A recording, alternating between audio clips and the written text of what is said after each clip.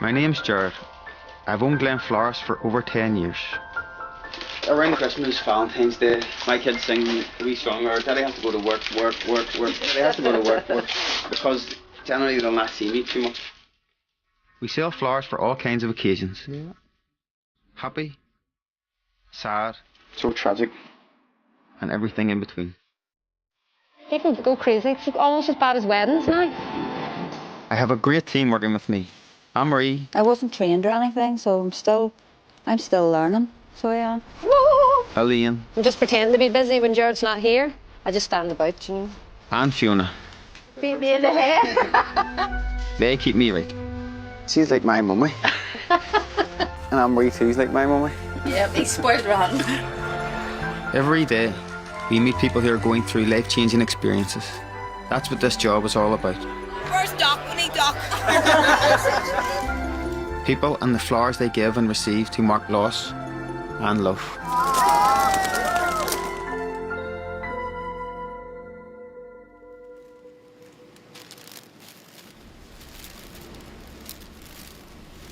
They'd be at the wholesalers most mornings, 6:30 in the morning.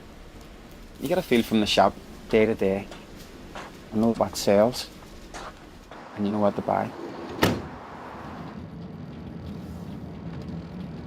On the careers day, you know, if I had been given 100 jobs and to list them in order of preference of what I'm going to be, the florist would have been the last one that I'd have picked. I thought I was going to be a footballer, so I did, and that's why I didn't pay too much attention in school. I started off working at the plumbing years ago once I left school, and a friend of mine owned the flower shop, Stephen. At that time, Stephen needed more help in the shop, so he asked me to come in and sort of help him out for a while. I enjoyed making arrangements and sort of creating things. And in the end, Stephen asked me to buy him out, so from then on, I took over the business myself.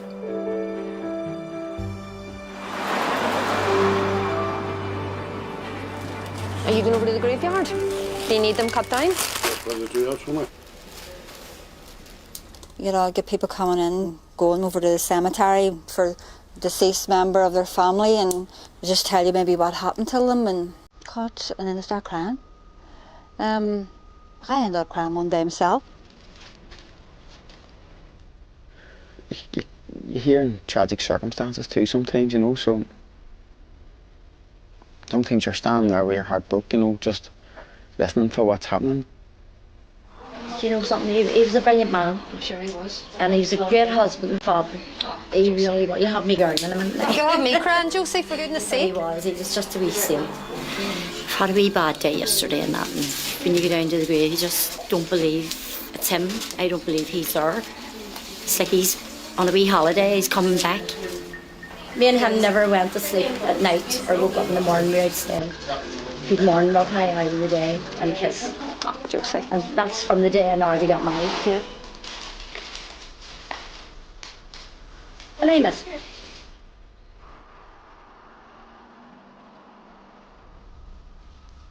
We have lots of regular customers, and one of them is Margaret. I always make sure I have a good supply of yellow roses for Margaret. How are you, Margaret? Not too bad, Anne-Marie. Thank goodness, not too bad. Good. A lot different than the first time we met. Yeah, I know. That's for sure. I know. There you go. They're beautiful, Anne-Marie. Thanks very much. You're welcome. They're very special today. Margaret had come in a few times, and after coming in and out, you sort of start, you know, she would chat a wee bit more and you would get to know her. I can remember her crying. That sort of hit home with me a wee bit, you know, that she was kind of struggling, you know, so I could sort of feel her grief. Think of some of the days that I come in. Yeah. Very dark days, and yourself and Gerard seen me through. People ask me why the yellow roses, and I say, John Wayne Yellow Rose of Texas. Oh, very good. But that's only a story. The real reason for them is a wee secret. Right, okay. So, but it's lovely to have them on the grave. Yeah.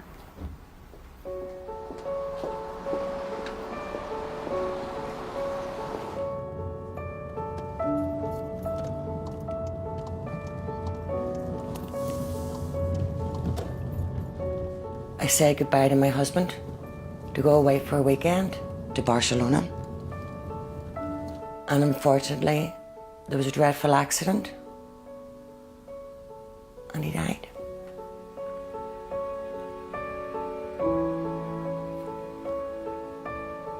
Everybody loved Joe. He just was a wonderful, giving, hard-working man, kind, thoughtful. Joe was due home on the Monday, and for months I had my house spotless, waiting for him coming home. I knew he wasn't, but I had to clean the house ready for it, and that went on for quite some time. The loneliness and yearning of another human being's breath on your neck or on your face is just unbelievable. Life is so very hard without him. He was the love of my life, and I miss him dearly.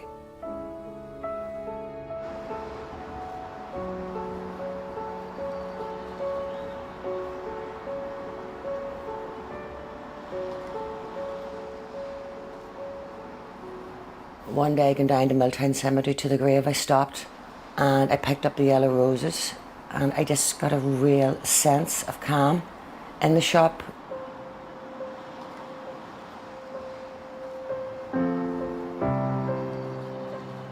It's like a wee haven on the Glen Road.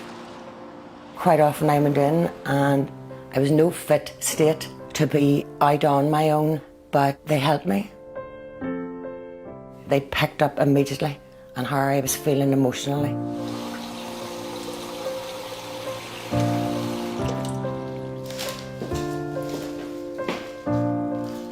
To go down to a grave every day of your 55-year-old husband, that routine of calling in for the yellow roses as time went on didn't make it as dark as what it was in the early days. The Glen florists are now part of me.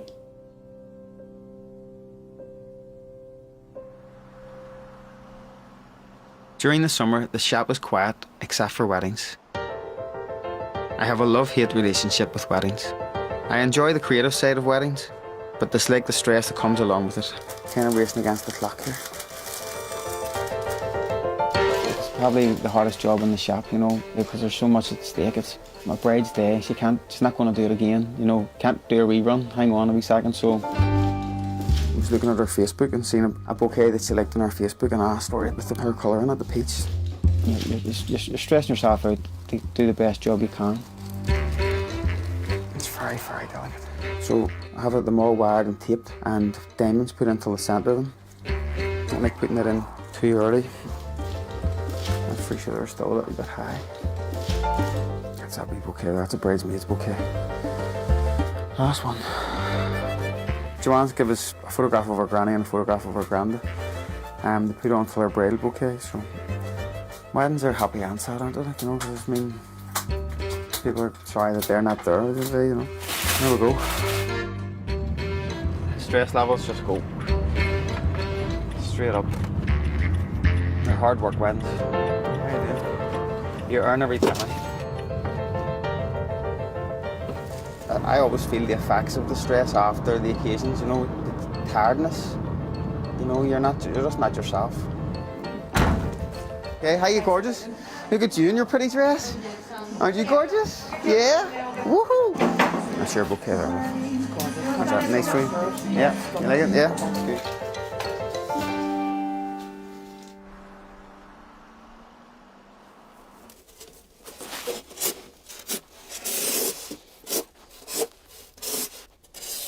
When you're making flowers for a funeral, you're just concentrating on the job, really. But sometimes you can't help but think about who the flowers are for.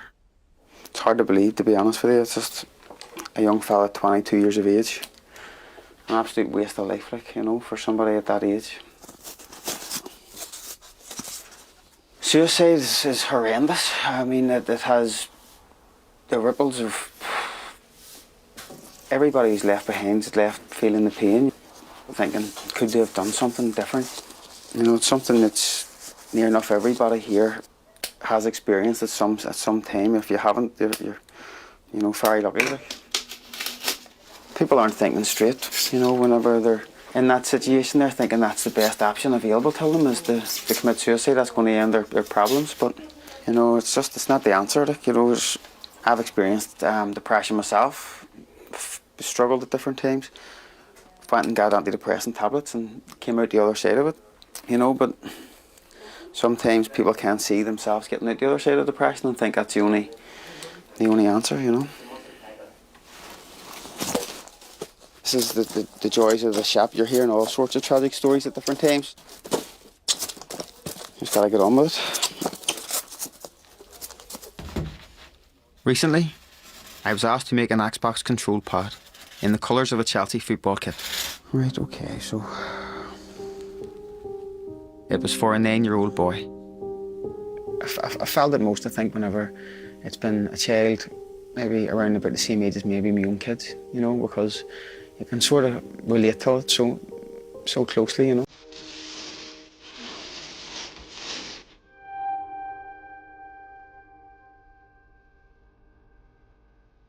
Jamie he was the funniest wee man. He was cheeky. He was so loving. There's not many 9-year-old boys, and I know that are that sensitive and caring and didn't care if anybody seen him holding his mummy's hand or giving his mummy a cuddle.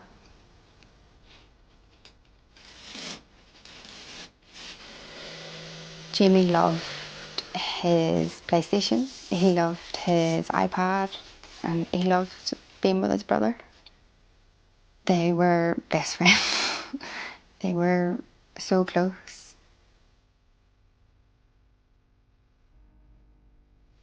Everything happened so fast. He wasn't sick. Nothing seemed out of place. And then his granny found a big lump on his back one day. The next thing, he was having biopsies and he was having surgery.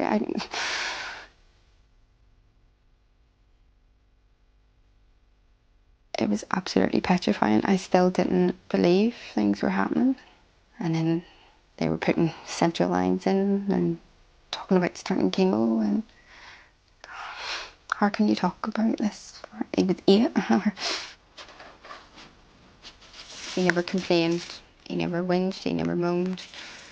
He just got on with everything.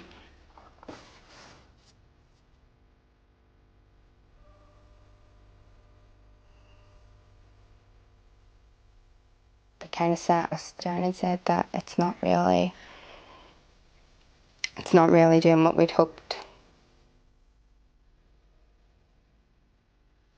So they told us on the Friday to bring him home, that we would have a couple of weeks at home with him, and he passed away on the Wednesday.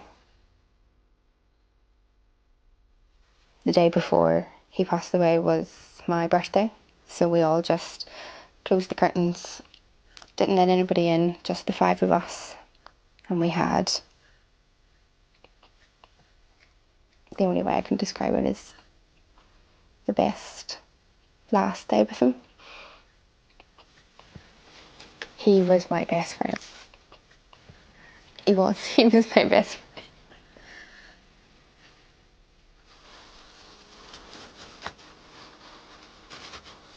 Whenever I think of Jamie, or when anybody talks about Jamie, it just makes me smile.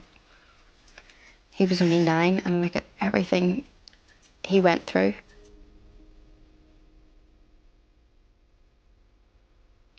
He makes me proud every single day.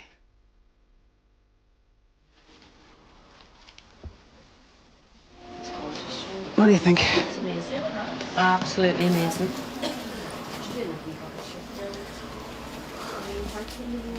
See?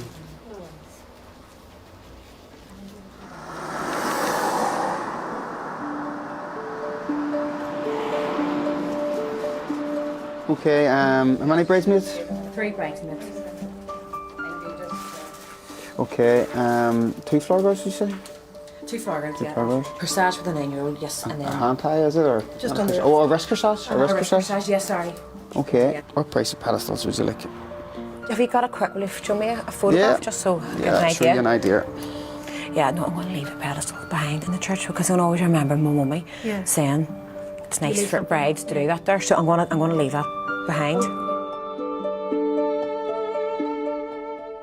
You know, my mum's passed away, so it was always a thought in the back of my mind, yes, it's going to be my big day, but my mummy's not going to be there to enjoy it with us. Actually, my mummy was there when I picked the dress and she got it for me, so she was able to see me in the dress, which is a really lovely thing as well. I think she's given me the strength and the focus to keep going.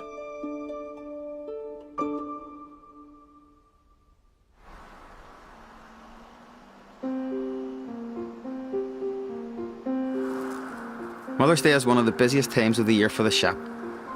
We would sell around 200 bouquets over the weekend. I suppose it's because everyone has a mother, whether they're with us or not. He's getting served, yeah? You're not bunting your pie? Flowers for Mother's Day. Okay, what are you after? Mother's Day tomorrow, so flowers for my own mum and for my wife, Aoife's mum. Anytime that you buy flowers for either of them, it gets you in the good books for a while anyway, hopefully. The flower game is tough. We want our bouquets to go out as fresh as possible, so we don't bring our fresh flowers in too early. So they're 20, they have lily. You know, for Mother's Day, our flowers will be coming in the Wednesday, Thursday, Friday, so we have a short window on which to get our flowers cut, treated, make them up into hand ties and send them out. If I buy the flowers that I like, I think I would be a wee bit kind of obsessive in the way that and what goes into the arrangements. Very busy, very little flowers left. So I think we're going to be here tonight in our sleeping bags. Huh? Or dinner. We're working as best we can tonight. I can do 2 to Fiona's 1. Yeah, George's super elite, you know. So if we just pressure's on him to keep that. If we just had more of me and less of Fiona, we'd be alright.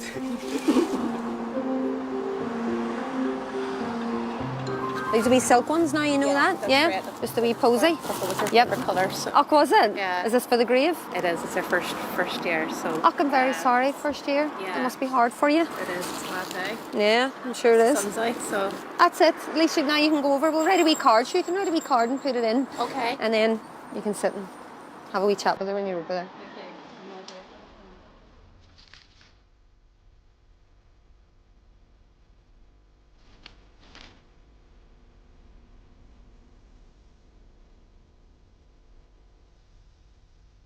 Her somewhere on one of her wee functions, singing with the microphone in her hand, as usual. This one's her as a witch. That was just the November before she died, so it was about 6 months before she died. We don't. She's always dressed up. There she is, it's Santa. You know, sometimes people will say things to me and I'll say, I'll have to tell my mummy. I forget that I can't tell my mummy, or I'll go to ring her and tell her things, and I still dial her phone number even though it just rings off at the other end. I still dial it from my phone just to see Mummy come up on my phone. That was her in her Carmaranda, so that's what she was actually buried in, her dress and her headdress. She was 80 and she would dress as Carmaranda. So did she have the whole pineapple thing over her head? I big hat, and I buried her in the frilly dress and got her a big horse and carried. Oh, beautiful. She loved it. I'm sure she would have. I bet you she was looking down going, I wish I was there during the party. Sure, it will match. And would she like that? Because she likes bling and Carmaranda. She did indeed, I know. She's going to like this as well then. I'll just put it here.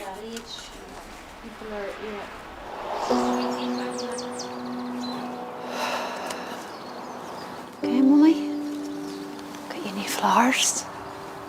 She always had sore hands and sore feet, so I always like to give her wee hands a wee rub, or her feet a rub just on top of it. sure they're not sore anymore then.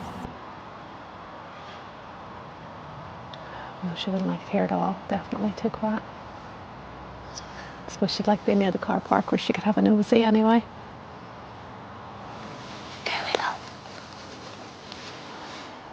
I love her.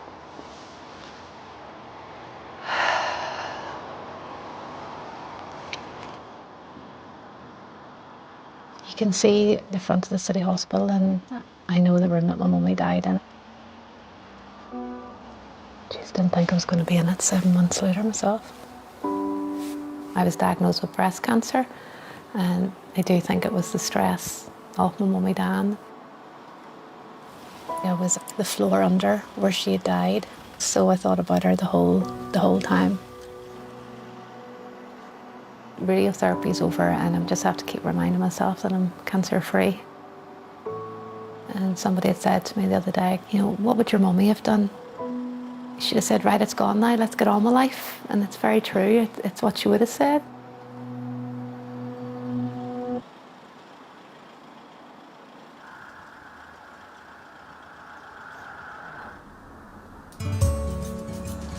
Now, I got that done especially for you this morning. All right. Before profit, I'll put doing a good job. Gerald will probably come in there and he'll go, no, that's not right, that's not right. To me, it's more important the customers are happy. Did you get that for now? I would have given you it for nothing. You're such a nice person. That's worth more than the money that goes into the till, you know, and that kind of works for us.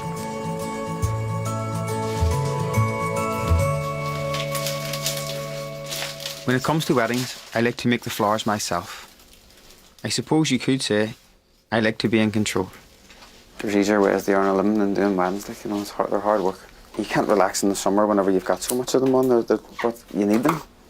I think a sign of a good flower shop is one that does a lot of weddings. The bride's one has to be the nicest bouquet, doesn't it? All right, going all right, love. How's it going? All right? Yes, just it's working okay, on the wee okay. flower girls. Perfect. And your bouquet. Yeah. All mixture of peonies, all the. Yeah, beautiful. I've put in a wee bit of white. Eustoma, which is more going to pick the colour of your dress in case this just wasn't hitting it. And then this is your wee flower girl hand tie. It's not even tied tight. Click. Isn't that nice? It's not even tied tight, okay? So. Can I get a couple of those in mine? If you can swap it even. Yeah, just take those peachy ones out. Take out the peach and add in the deeper lilac. Yeah, yeah. Yeah. And yeah, okay. Okay. Your dress isn't the same colour as the bridesmaids anyway, so I mean that bouquet is nice against your dress, you know what I mean? You haven't got the pink or the lilacs in it, you know what I mean? But I'm just trying to think what will make mine stand out a wee bit different.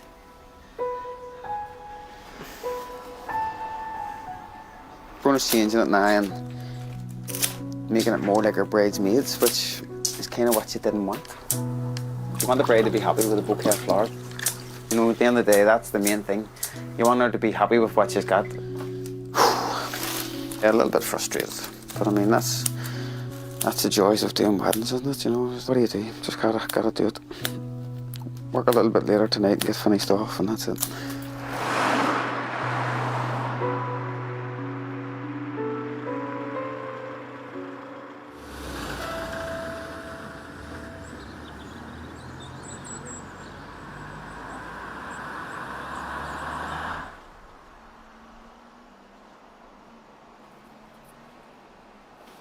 All right, Margaret. Hi, Anne-Marie, how are you doing? Anne-Marie, I'm going to try and do my hanging baskets myself this year. Okay. I'm really pleased I'm going to try and do my garden and get my hanging baskets sorted out, and so that's a big step. Yeah, that's good.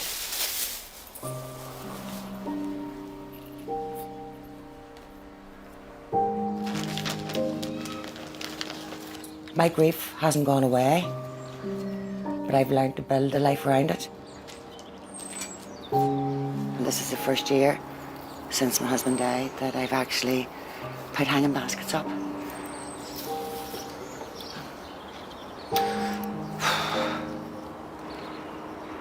A lot of changes the past couple of months, and this is one that would make Joe smile, that the baskets are out again.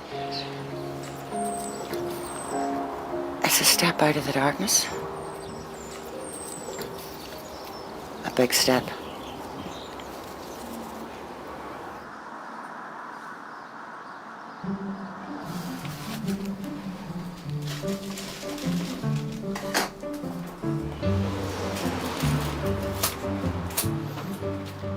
Heading to St Agnes's to dress at church for Bruna.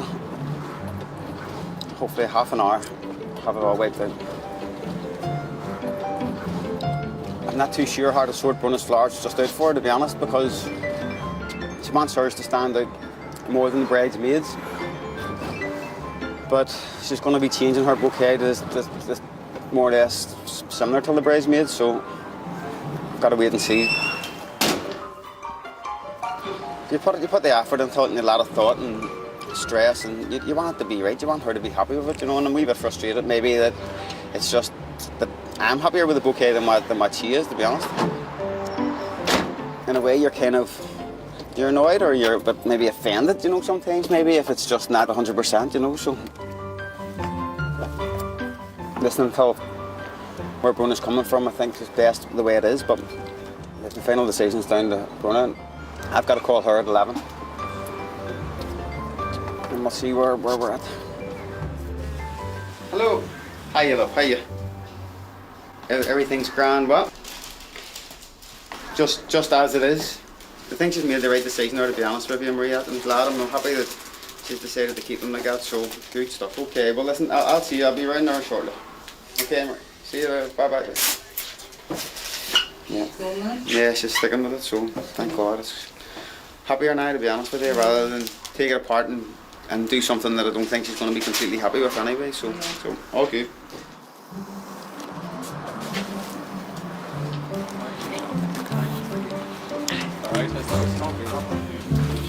Okay, run off. How you doing, Archie? Wow. Oh my. Beautiful. Oh, Jared, can I just say, you're the wizard of flowers. Beautiful. Not a problem, sure. She's going to be gorgeous looking in get the dresses on. Seen it? Offending people here. I have to say, I'm feeling a bit emotional this morning, but I know everything's doing fine and going well and things, yeah. Oh, it's so cute. I'm going to boomerang this one and just save it. Yeah. No, I'm doing this wrong. I'm feeling myself getting a wee bit emotional. Everyone just feels, you know, like Mummy's around us, and you know she's going to be with us all day today. So, right, I have to go.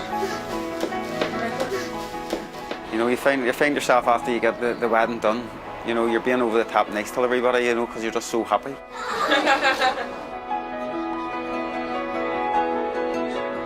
Do my best, you know. Just that's all you can do at the end of the day.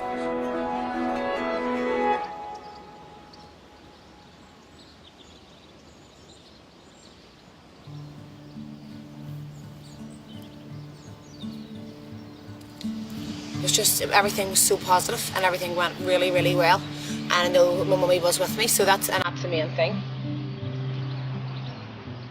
I never would have thought I would have had such a good day from my mummy died.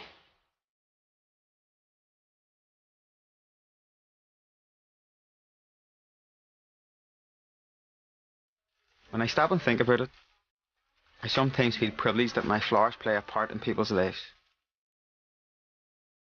Marking loss and love, and sometimes offering a little bit of comfort during difficult times.